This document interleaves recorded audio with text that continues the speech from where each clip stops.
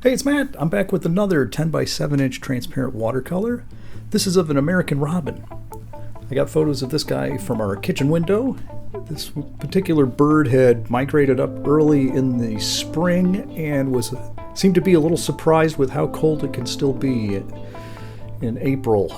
And this particular day I got the photos, the temperatures dropped back down to the 20s and 20 to 30 degrees, and this guy puffed up and was just, I think, wishing he had waited it out a little bit longer wherever he was from. It's actually funny because a lot of robins stay all winter in Michigan. We think of them as being migrants, but on a particular day you may find robins in Michigan, they switch from eating worms and things like that to berries in the winter though.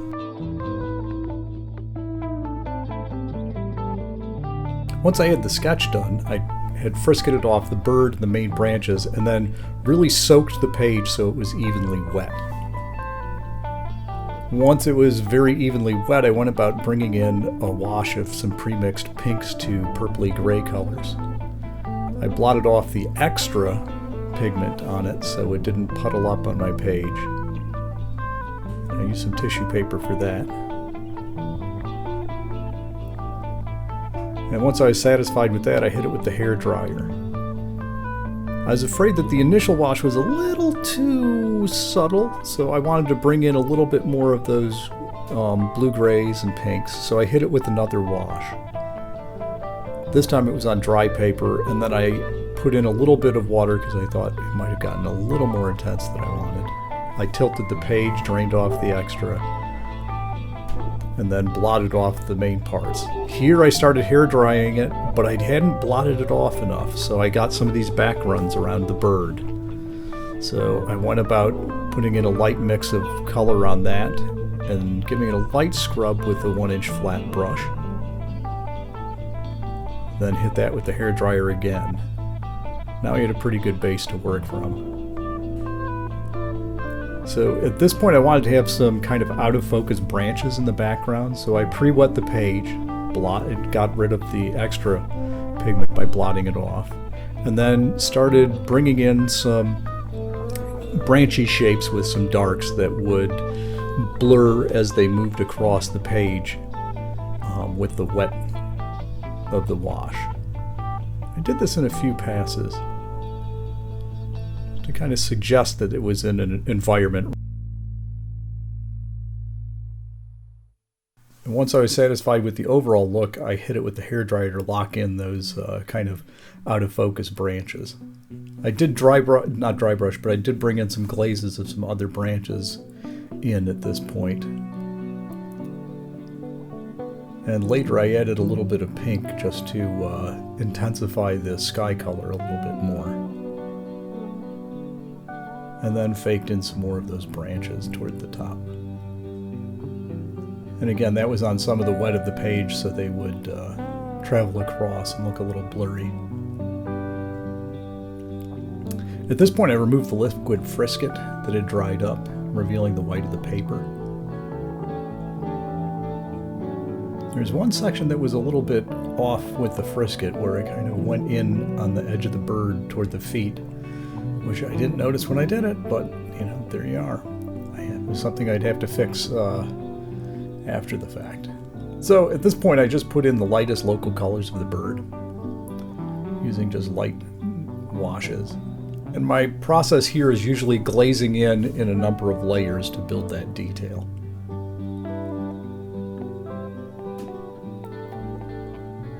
So just getting progressively darker with glazes.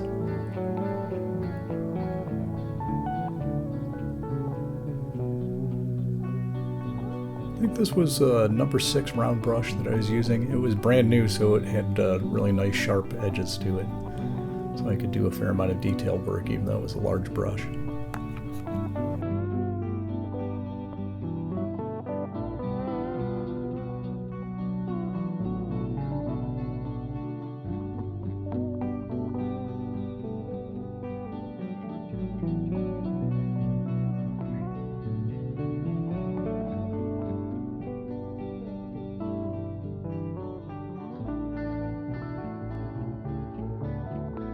Typically I start with a cleaner palette than this one.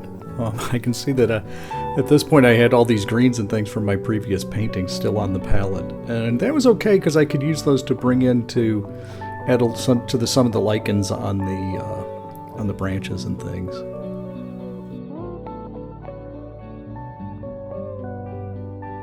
By making many passes over these branches that the bird is on, that helps build a lot of the character of the bark. As the individual glazes go past each other, you'll end up with some areas that are a little bit darker and a little bit lighter, which allows you to kind of build up that texture. You can see my photo reference had a very gray sky on it, and I pushed that into a much more colorful pink to purple. And part of that was that in the photo it was a very gray day and it looked very cold, and when I started doing this I wanted to have the robin to have some pop against those blue grays behind it, and then have some warm color toward the top of the page, just to make it a little bit more visually appealing. Here I've switched to a number 2 round brush.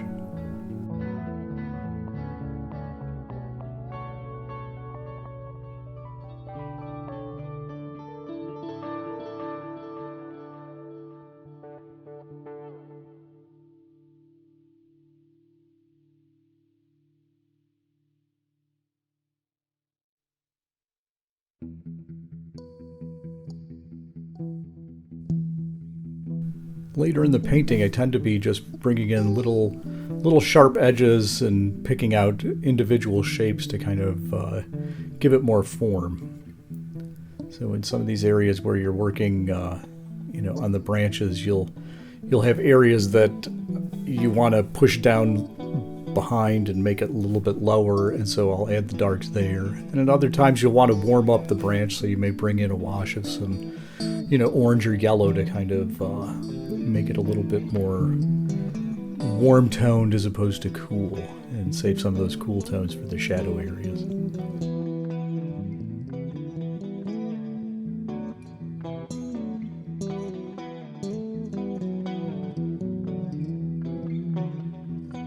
One of the things I do find myself doing a lot is moving the page, and so it makes it a little bit harder to follow as you're watching the painting take place, but the advantage for me is that your hand wants to move in a particular way, and it's much better at putting down lines in one direction than another, so I'll just rotate the page so I'm able to, follow the direction my hand wants to go naturally. And that makes it a lot easier to get that nice even lines and make sure the brush strokes are weighted properly as I go through the painting.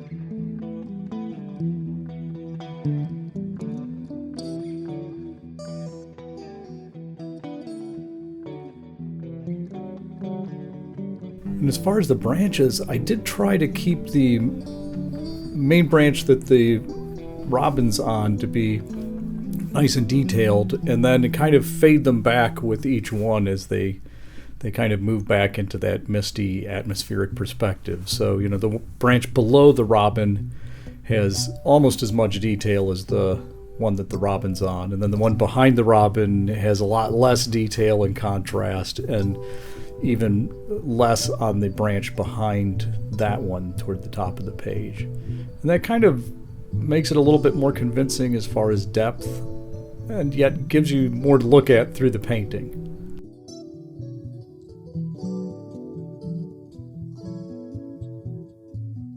So here I was just putting the finishing touches, kind of rounding out the bird a little bit more and trying to get some real darks to build that detail, especially around the feet and the edges of the bird where the wings are, kind of hidden behind the puffy parts of the robin's breast.